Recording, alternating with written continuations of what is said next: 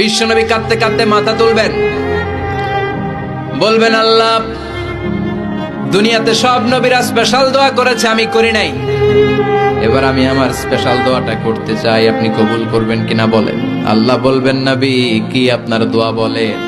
বিশ্বনবী বলবেন, আমার একটা উম্মত যার অন্তরের মধ্যে যাররা পরিমাণ ঈমান আছে, একবার আপনারে আল্লাহ বলে ডেকেছে, একবার আমি বিশ্বনবীর উপর দুরূদ পড়েছে, একবার শাহাদাতের বাণী আমার যে গুনাহগার উম্মত দুনিয়ার বুকে থেকে ঘোষণা দিয়েছে, ওই একটা উম্মত যদি জান্নাতে ঢুকতে না পারে, আপনি আমারে জান্নাতে ঢুকাতে পারবেন না।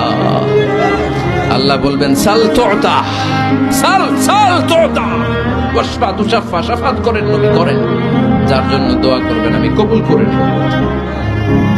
দুনিয়াতে বিশ্বনবী কম কষ্ট সহ্য করে নাই। 3 বছর শিয়াবে আবি তালেবে জেল খেটেছে। কয় বছর? দুর্ভিক্ষের বছরগুলোতে বিশ্বনবীর পেটে দানা পানি ছিল না। কলিজার টুকরা হাসান হুসাইন কই মাছের মতো ছটফট করেছে, জামিনে ক্ষুধার জ্বালায় বেহুশ হয়েছিল। বিশ্বনবী যদি ওই স্পেশাল দোয়াটা করতেন, জান্নাত থেকে খাবারের বস্তা পাঠিয়ে দিত কে? ওই দোয়া করছিলেন?